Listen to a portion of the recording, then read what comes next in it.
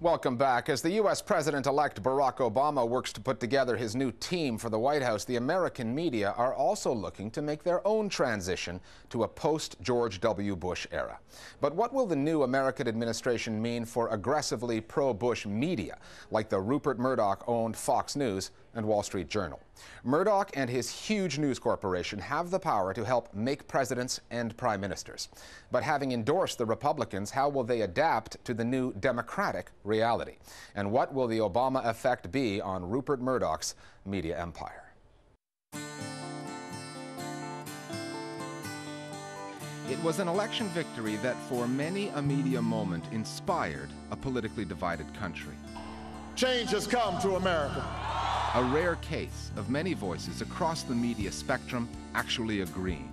This is a moment so many people have been waiting for, and they're really excited. The start of a new day, new dreams, new hopes, and a new president. You know, I don't care how you feel about him politically. On some level, you have to say this is America at its grandest.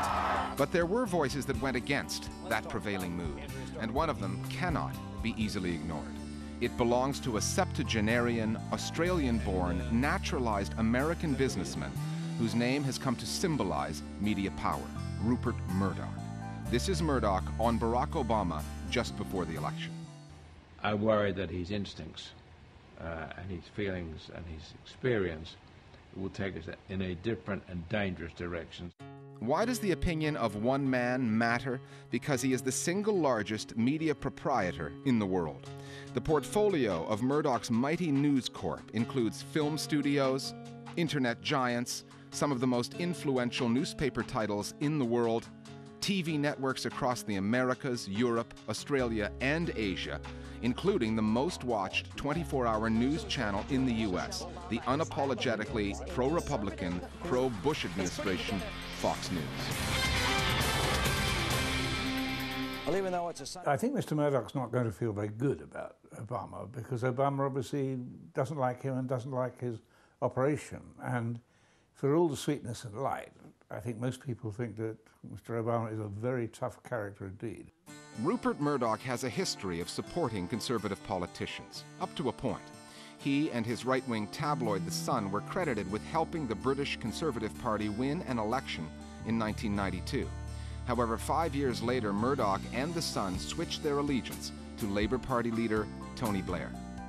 Murdoch was able to wrench the Sun in London into being pro-Labour, but it took him a while.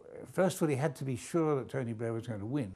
And then he forced these extremely right-wing and extremely nasty journalists to toe the line.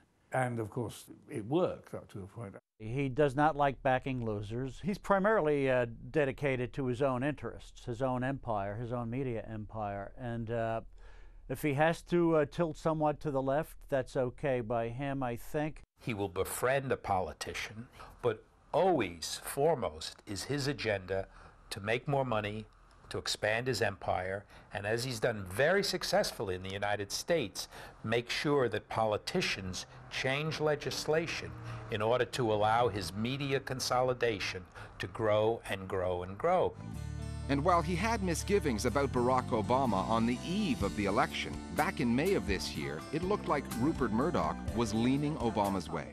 I think you've got probably the making of a complete phenomenon in this country. And you've got a candidate who's putting himself and trying to put himself out above it all and say he's not the average politician. And he's become a rock star. It's fantastic. That made news and sparked speculation that Murdoch would marshal his media forces behind Obama and help propel him into the White House. It didn't really happen. Murdoch did back Obama against Hillary Clinton through his New York tabloid, The Post. Did you have anything to do with the New York Post endorsing him in the Democratic primary in New York State? Yeah. Okay. But that's about as far as it went. Despite a much-anticipated meeting between the candidate and the media potentate, when it came down to Obama versus McCain, The New York Post, Murdoch's Wall Street Journal, and Fox News all supported the Republicans. Thanks a lot, gang. Good to be with you. You bet. Thanks for joining us today. Fox News, which the Democratic candidates boycotted during the primaries, repeatedly chided Barack Obama for not granting the channel an interview. 6 weeks ago, we started something called the Obama Watch. The amount of time that had passed since the senator promised me he would come on Fox News Sunday. It has been 772 days. You may remember last January that the senator told me he'd come on the factor after the primaries were over. So far, he has not consented to do that. And at this point, we're not hopeful. Eventually, Obama consented to some interviews with Fox, far fewer than he gave the channel's rivals.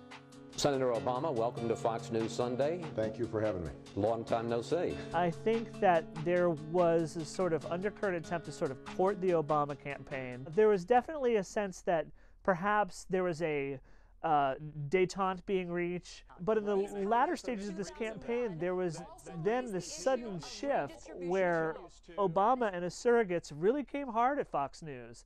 This is what you do. You blame Fox. This notion that somehow Fox News has been fair on these points, it just does not hold up to the reality of the sort of coverage that it's been getting. I think that there was perhaps a moment where some sort of détente could have been achieved between the Obama campaign and Fox, but I think it looks perhaps off now.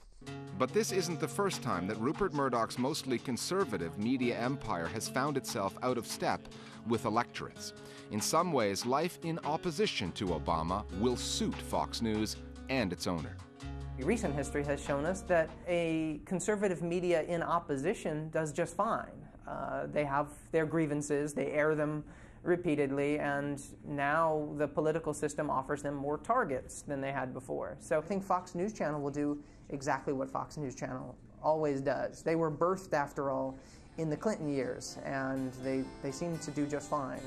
Because while politicians and political movements come and go, Rupert Murdoch's media empire grows and grows.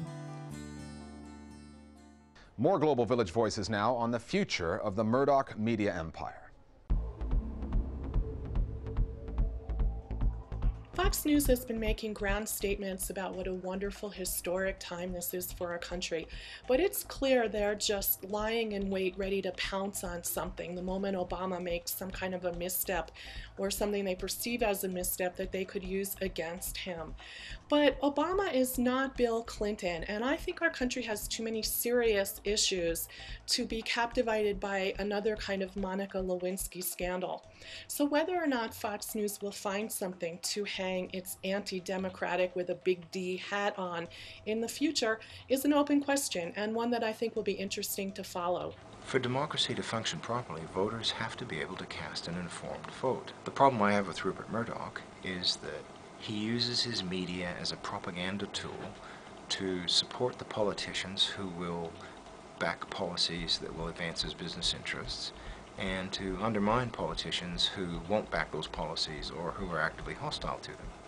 And in the United States, we can see this with Fox News, rabidly supporting the Republican Party in the most unfair and unbalanced way. A democracy is the victim here because voters, to the extent they pay attention to this nonsense, are misinformed. Now, citizens, what can you do about this? Well, you need to be more curious and more critical about the news you consume, particularly anything coming from a media outlet owned by Mr. Murdoch. Finally, and now for something somewhat different from the Monty Python boys. They have a YouTube channel. Python was that British troupe who rewrote some of the rules for TV comedy starting back in the late 1960s. Since then, the Python brand has continued to flourish during the internet age, with legions of fans posting their favorite skits on the web. Rather than take the offenders and the site to court over copyright infringement, the Python team has come up with a different approach. Monty Python's Revenge is our internet video of the week. We'll see you next time at The Listening Post. For 3 years, you YouTubers have been ripping us off, taking tens of thousands of our videos and putting them up on YouTube. We all thought, well, what can we do? We decided we had to go to war. We know who you are. Who are they again? What are their names? We know where you live.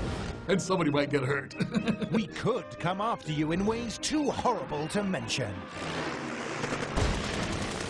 But being the extraordinarily nice chaps we are, we figured out a better way to get our own back. By launching our very own Monty Python channel on YouTube. Really? Wow. Fabulous. Great idea. Fantastic. High-quality videos delivered straight from our Monty Python vault. What's more, we're taking your most viewed clips and uploading brand new high-quality versions. And what's even more, we're letting you see absolutely everything for free.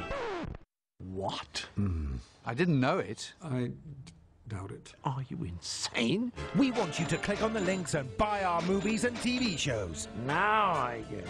Only this will soften our pain and disgust at being ripped off all these years. What a relief. Oh, God. The Monty Python channel on YouTube.